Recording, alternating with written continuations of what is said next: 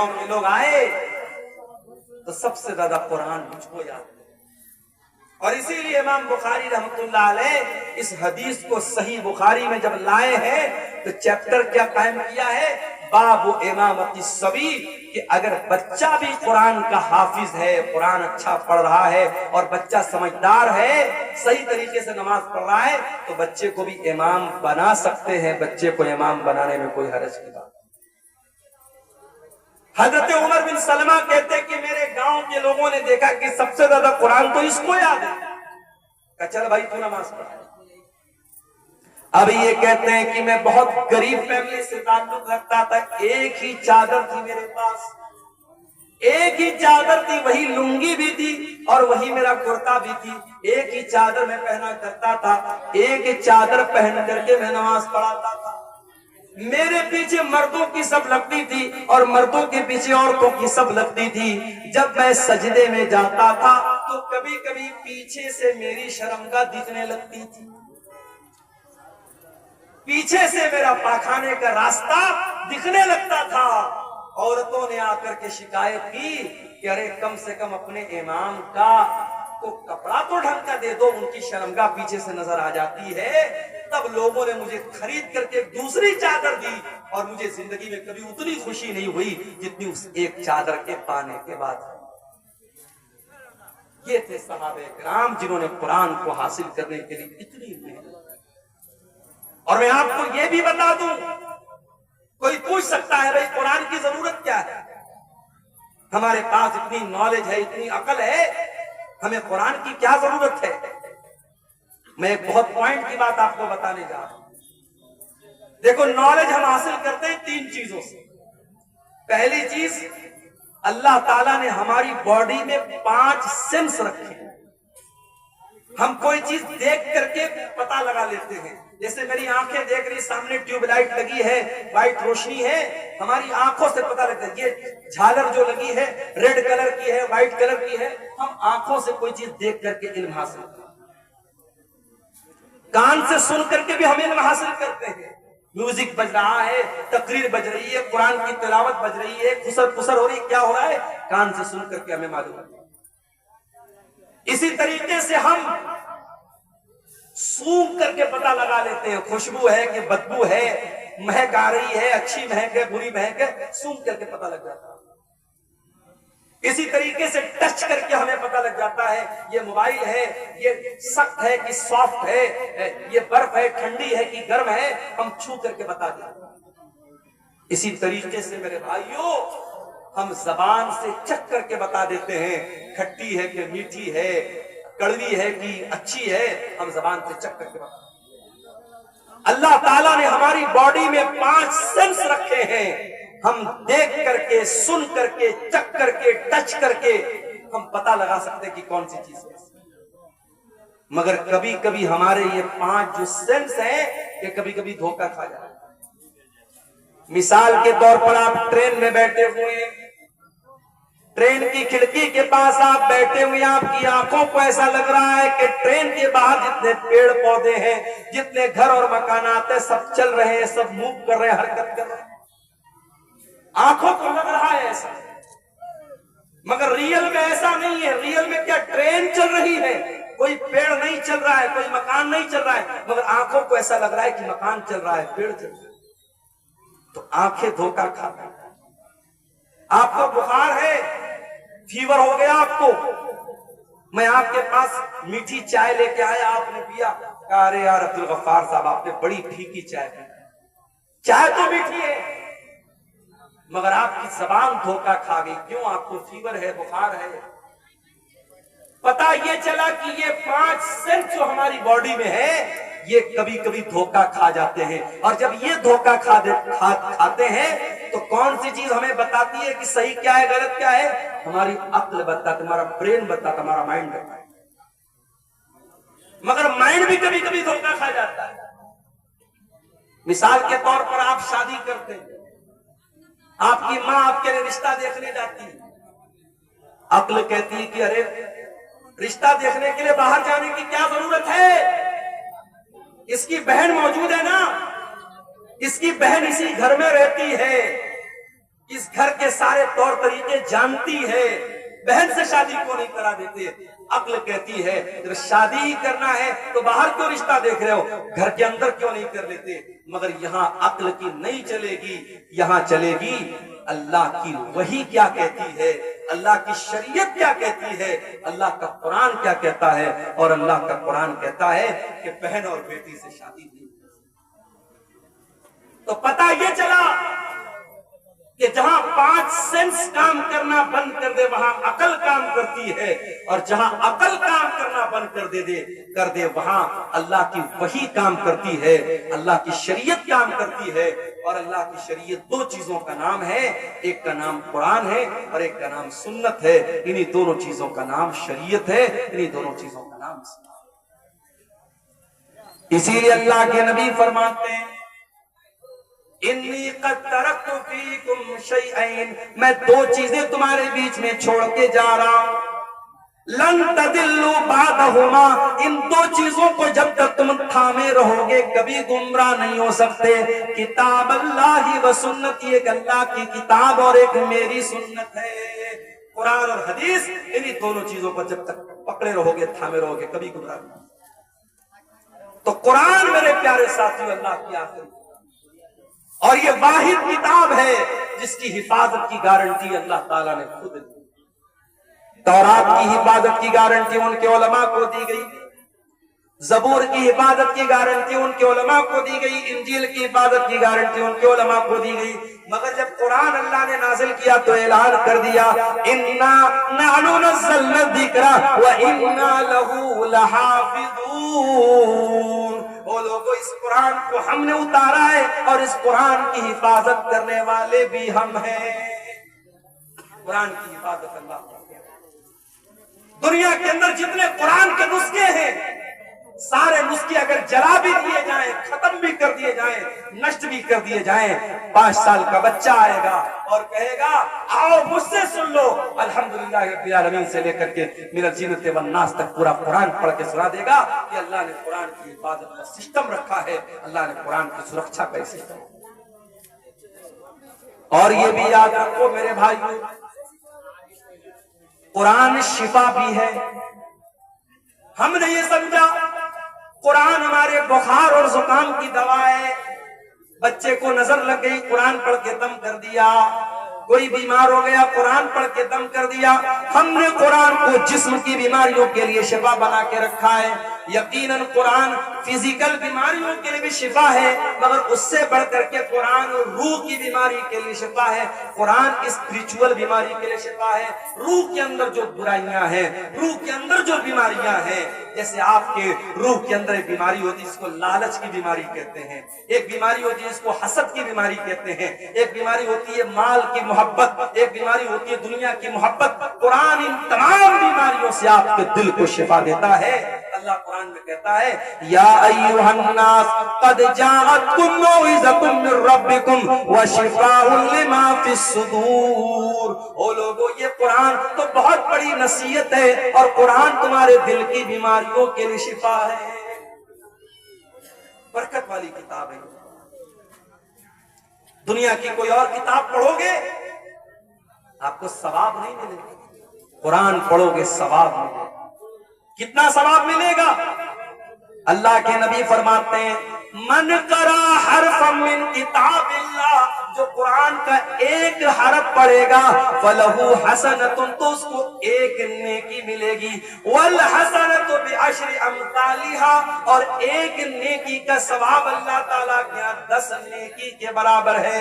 تو ایک حرف پڑھنے پر آپ کو 10 نیکی ملے گی۔ اللہ کے نبی فرماتے ہیں جب تم الف لام میم پڑھو گے تو تم کو ایک نہیں 30 نیکی ملے گی، کیونکہ الف الگ ایک حرف ہے، لام الگ ایک حرف ہے، میم الگ ایک حرف ہے۔ سوال پیدا ہوا ہے اللہ، میں شیرسا بادی ہوں، میں بنگلہ بھاشی ہوں، میں قرآن جب پڑھتا ہوں تو میری زبان نہیں چلتی ہے، میں قرآن اٹک اٹک کر کے پڑھتا ہوں، میں قرآن کو فلوئنٹلی نہیں پڑھ پاتا ہوں، میں رفتار کے ساتھ قرآن نہیں پڑھ پاتا ہوں۔ اے اللہ، میری زبان لڑکھڑاتی ہے قرآن پڑھنے کے ٹائم، تو کیا مجھے قرآن پڑھنے کا ثواب ملے گا کہ نہیں ملے گا؟ اللہ کے نبی فرماتے ہیں والذی یقرأ القرآن وہو یتاتو، جو اٹک اٹک کے قرآن پڑھ رہا ہے اس کی زبان سے صحیح طریقے سے ادا نہیں ہو رہا ہے، اس کی لینگویج الگ ہے، اس کی بھاشا الگ ہے، وہ قرآن کو اٹک اٹک کر کے پڑھ رہا ہے، اس کو ڈبل ثواب ملے گا، دوہرا ثواب ملے گا۔ اللہ کی قدرت اور اللہ کے خزانے میں کوئی کمی نہیں ہے۔ آپ دوسری بھاشا جانتے ہیں اور یہ بھی کوئی بہانہ نہیں ہے۔ آپ کو معلوم ہوگا حرم کے ایک امام گزرے ہیں، انتقال ہو گیا ان کا نام قاری ایوب تھا۔ قاری ایوب کہاں کے رہنے والے تھے؟ برما کے رہنے والے تھے، میانمار کے رہنے والے، برما کے رہنے والے تھے۔ قاری ایوب حرم کے امام بنے تھے، مکے کے امام بنے تھے، اللہ کو پیارے ہو گئے۔ جاؤ ذرا یوٹیوب پر سرچ کر لینا، قاری ایوب کی تلاوت اتنی بہترین ہوتی تھی، اتنی پیاری ہوتی تھی کہ جب وہ تلاوت کرتے تھے تو روح پر ایک عجیب سا وجد طاری ہو جاتا تھا اور بڑا اچھا لگتا تھا۔ وہ برما کے رہنے والے تھے، ان کی بھاشا عربی نہیں تھی، مگر انہوں نے محنت کیا، قرآن کے حافظ بنے، قرآن کے قاری بنے، حرم کے امام بن گئے، مکے کے امام۔ اس لیے آپ کی بھاشا اگر الگ ہے تو یہ اس بات کی علامت نہیں ہے کہ آپ قرآن کو۔ اور آگے بڑھیے، جو بچہ قرآن کا عالم ہے، قرآن کا حافظ ہے، قرآن کا قاری ہے، کل اللہ تعالیٰ اگر وہ قرآن کا صحیح طریقے سے اس نے قرآن کو پڑھا ہوگا، کل اللہ تعالیٰ جنت میں اس کو داخل کرے گا اور اس سے کہا جائے گا اقرا ورتقی، اقرا ورتقی کما کنت ترتل فی الدنیا۔ اے قرآن پڑھنے والے، جس طریقے سے تو قرآن کو ٹھہر ٹھہر کر کے دنیا میں پڑھتا تھا، تو کھینچ کھینچ کر کے قرآن کو پڑھتا تھا، تو جنت کی سیڑھیوں پر چڑھتا چلا جا، تو قرآن کو پڑھتا چلا جا اور جنت کی سیڑھیوں کو طے کرتا چلا جا۔ وہ لوگوں، ہم کتنے بڑے بد نصیب ہیں، قرآن پڑھ کر کے ہم جنت کی سیڑھی پر چڑھ سکتے ہیں۔ اللہ ہم کو جنت میں جانے کا راستہ بتا رہا ہے، مگر ہم جنت کی سیڑھی میں چڑھنے کو تیار نہیں ہیں۔ ہم سے بڑا بد نصیب کون ہوگا؟ اخبار پڑھنے کے لیے ٹائم ہے، چائے کے ہوٹلوں میں بیٹھ کر دو دو گھنٹے بیٹھ کر کے پالیٹکس پر اور نتیش کمار اور تیجسوی اور مودی اور یوگی پر بات کرنے کے لیے ہمارے پاس ٹائم نہیں ہے، تو قرآن پڑھنے کے لیے ٹائم نہیں ہے۔ ہم ٹائم پاس کرتے ہیں مگر قرآن پڑھنے کے لیے ہمارے پاس ٹائم نہیں۔ میرے بھائیوں، یہ قرآن آپ کے دلوں میں زندگی پیدا کرتا ہے۔ اللہ کی قسم کھا کر کے کہتا ہوں، کسی اچھے قاری کی آواز میں ذرا قرآن کو سنو، میوزک بھول جاؤ۔ میوزک تو آپ کے دل کو مردہ کرتا ہے۔ میوزک کے بارے میں بعض علماء نے لکھا ہے کہ میوزک جو ہوتا ہے یہ زنا کا دروازہ کھول دیتا ہے۔ میوزک جو ہوتا ہے نا، وہ آپ کی شہوت کو بھڑکاتا ہے، آپ کی اچھاؤں کو جاگرت کرتا ہے، آپ کی جو ڈیزائرز ہیں اس کو وہ بھڑکاتا ہے، لیکن قرآن آپ کے اندر اللہ کا ڈر کرتا ہے۔ اسی لیے اللہ کے نبی قرآن کو پڑھتے بھی تھے اور سنتے بھی تھے۔ ایک مرتبہ آپ نے عبداللہ بن مسعود سے کہا، اے عبداللہ تم مجھے قرآن پڑھ کے سناؤ۔ اچھا، میں اسٹیج پر آتا ہوں نا تو کچھ بچے جو ہے وہ سیلفی لینے چلے آتے ہیں، مولانا صاحب ایک سیلفی لینا چاہتے ہیں، تو مجھے بات یاد آئی۔ اب سیلفی بھی لیتے ہیں تو ماشاءاللہ وہ آج کل فلٹر چلتا ہے نا، فلٹر اسنیپ چیٹ کا بڑا فلٹر چلتا ہے، ہمارے نوجوان لڑکے لگا لیتے ہیں۔ ایک لڑکا میرے ساتھ سیلفی لے رہا تھا، کوئی فلٹر اس نے یوز کیا، ایسا لگ رہا تھا ہونٹوں پہ لپسٹک ہے۔ میں نے کہا بھائی پہلے ہٹا اس کو، عجیب و غریب شکل آنے لگتی ہے۔ ایک صاحب نے میرا فوٹو مجھے کو بھیجا، بڑی بڑی داڑھی رکھی تھی، کہا مولانا آپ کے اوپر بڑی بڑی داڑھی بہت اچھی لگے گی۔ میں نے کہا میرا یہ فوٹو آپ کو کہاں سے ملا؟ بولے میں نے ایڈٹ کیا ہے فلٹر۔ تو فلٹر کر کے آج کل بہت کچھ ہوتا ہے۔ میں آپ سے کہتا ہوں کہ فوٹو کو فلٹر مت کرو، اپنے آپ کو فلٹر کرو۔ انسان دبلا ہوتا ہے، جم جاتا ہے کہ میری باڈی صحیح ہے، لیکن اگر آپ کے اندر ایمان کی طاقت ہے تو آپ دبلے پتلے بھی ہیں تب بھی اللہ کے پیارے ہو سکتے۔ ضروری نہیں ہے کہ آپ باڈی بلڈر بنے تبھی اللہ کے پیارے بنیں گے۔ ہاں، گٹکھا کھا کر کے اپنے آپ کو دبلا مت کرو۔ جتنے گٹکا کھانے والے لڑکے نا، وہ حضرت موسیٰ علیہ السلام کا واقعہ یاد ہے کہ نہیں؟ موسیٰ علیہ السلام نے ایک آدمی کو ایسا مکہ مارا، ایک مکہ مارا وہ مر گیا۔ موسیٰ علیہ السلام کے مکے میں اتنی طاقت تھی، ایک مکہ مارا مر گیا ہوا۔ اور آج کل ہمارا نوجوان گٹکا کھا کھا کر کے اتنا کمزور ہو چکا ہے کہ وہ کسی کو مکہ مارے گا تو خود ہی گر جائے۔ تو گٹکا کھا کر کے اپنے آپ کو برباد کرتا۔ بعض لوگ کہتے ہیں صاحب گٹکا حرام نہیں ہے، تمباکو حرام نہیں ہے، بیڑی حرام نہیں ہے۔ کیوں حرام نہیں ہے؟ کہتے مکروہ ہے۔ تمباکو اور بیڑی اور سگریٹ اور گٹکا کو جو لوگ مکروہ کہتے ہیں وہ دین کا مذاق اڑاتے ہیں، کیونکہ گٹکا، تمباکو، بیڑی، سگریٹ، خینی، یہ تمام چیزیں آپ کے شریر کو برباد کر رہی ہیں، اور جو چیزیں آپ کے شریر کو برباد کرے وہ حرام ہے، وہ مکروہ نہیں ہے۔ مکروہ کس کو بولتے ہیں؟ ایک سوال بھی میرے پاس، میری جیب میں پرچی رکھی ہوئی ہے۔ ایک صاحب نے سوال کیا، مولوی صاحب ذرا اس مسئلے کو بیان کر دیجئے گا کہ ایک آدمی جنگیہ پہن کر اور گمچھا رکھ کر کے سال کی سال نماز پڑھاتا ہے اور مسئلہ بیان کرتا ہے کہ نماز ہو جائے گی۔ دیکھو، نماز ہو جائے گی ایک الگ مسئلہ ہے، اور نماز اسی حالت میں پڑھنی چاہیے الگ مسئلہ ہے۔ نماز آپ جب پڑھیں تو بہترین لباس میں پڑھیں، جو لباس آپ عزت دار کا جو لباس ہے، جو آپ کہیں جاتے ہیں جو لباس پہن کے جاتے ہیں وہ لباس آپ پہن کر کے جاتے۔ کسی کے یہاں شادی میں جانا ہو، آپ جنگیہ پہن کے اور گمچھا رکھ کر کے جائیں گے کیا؟ نہیں جائیں گے۔ پردھان جی اپنے گھر پہ آپ کو بلائیں گے، آپ بہترین سفید کرتا پائجامہ پہن کر، خوشبو لگا کر، تیل لگا کر کے سج سور کے جائیں گے کیا آپ جنگیہ پہن کر اور گمچھا رکھ کر؟